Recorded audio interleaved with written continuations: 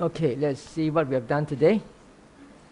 We began with contemplation of Damas, and then we went on to the 5 hindrances, the 5 aggregates, the 6 internal and external sense bases, and then to the awakening factors, 1 to 4. Under contemplation of Damas, we saw that Damas are special mental objects classified according to the Buddha and to be investigated in terms of causes and conditions. And we also found that the instructions to observe the nature of arising and vanishing are explicitly given in each exercise, showing that the vipassana refrain is redundant for this Satipaṭṭhāna.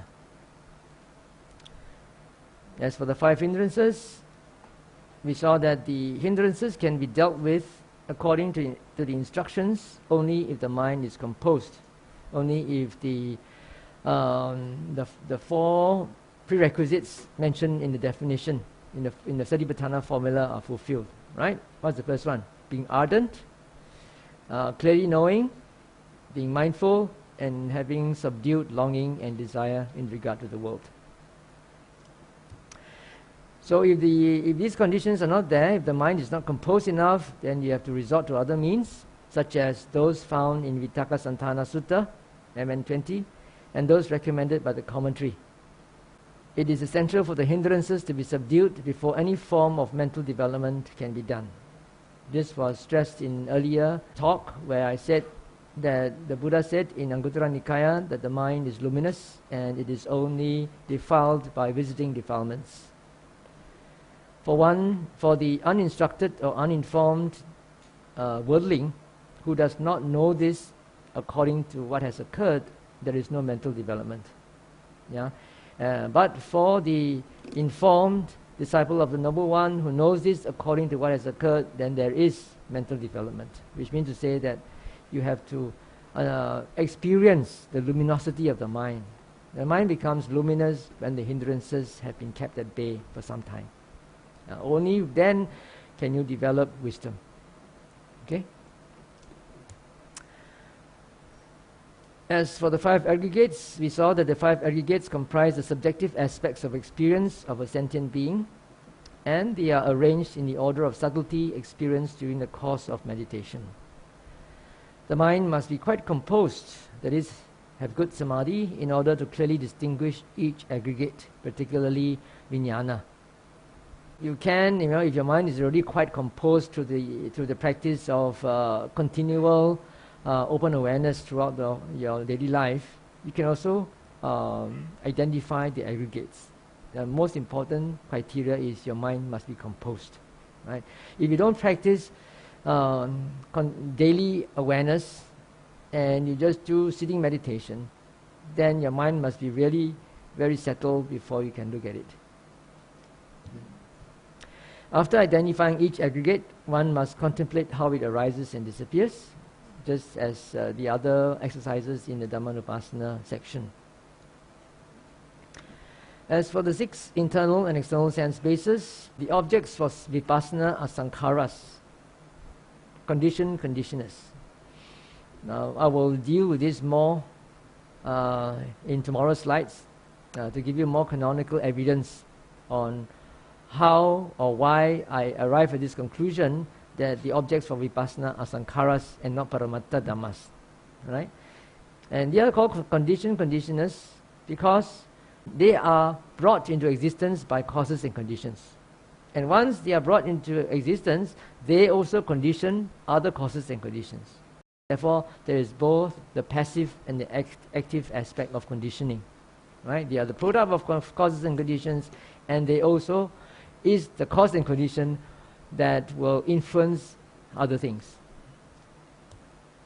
Sankharas include sense objects, citta and cetasikas, as well as thoughts, ideas, beliefs, expectations, etc.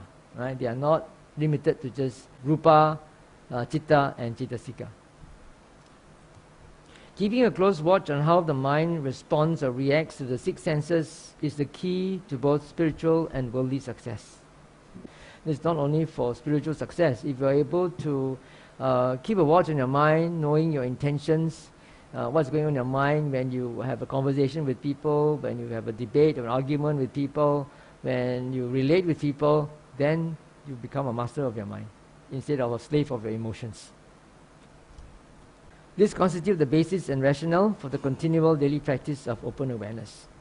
And when I was in Singapore a couple of years ago, someone asked me about this open awareness technique, whether it can be found in the suttas, because it is something relatively new.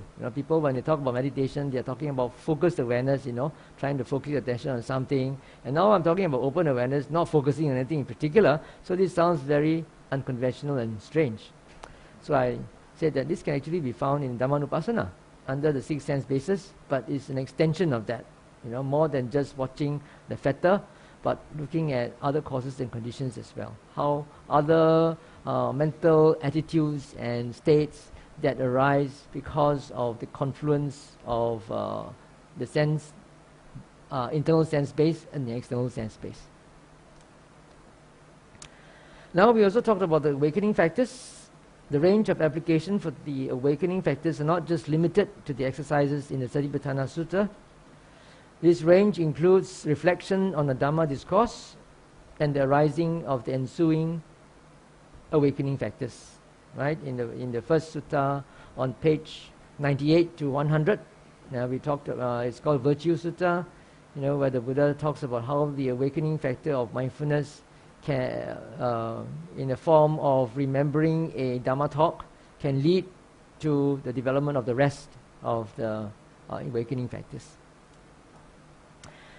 It also includes other meditations based on seclusion, dispassion and cessation and maturing in release. For example, the 4 Brahma Viharas, Asubha and various perceptions.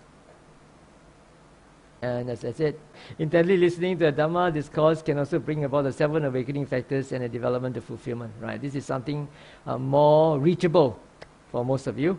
Right? So don't underestimate this. Right? So this covers what we have done today. So any questions before we do sharing of merits and our aspirations? No? Okay, so I hope that tonight all of you will continue, not only tonight, right now and until you fall asleep tonight, you will try to practice open awareness. Open awareness doesn't depend on a fixed time. There's no such time as from what time to what time. The moment you're awake until you fall asleep, even if you cannot fall asleep and if all those thoughts going on in your mind, you just have to ask yourself, where is my mind? What's my mind doing? And they will bring you right back to the present moment. Okay? Alright, let's maintain a few moments of silence. And let's mentally invite our departed teachers, relatives and friends to come and rejoice in the merits that we are about to dedicate to them.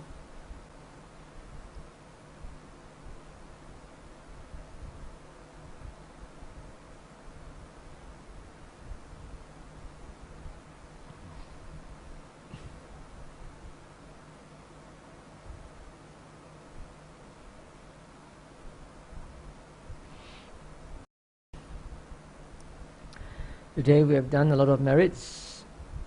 Since the first day we have paid respect to the Sammasambuddha, taken refuge in the 3 refuges, observed the 8 precepts.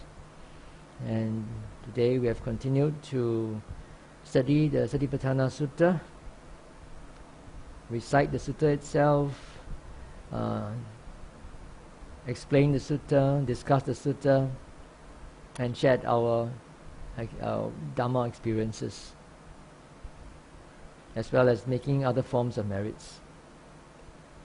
We would like to offer a share of these merits to our departed teachers and relatives and friends, to our living teachers, parents, relatives and friends, to our guardian devas, to the guardian devas of our homes, to the guardian devas of SPS and the surrounding areas, to the guardian devas of the Sasana, to the guardian devas of the world, to other devas, spirits, and all other beings.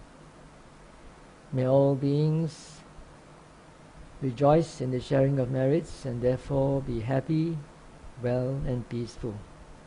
Let us now all recite in Pali.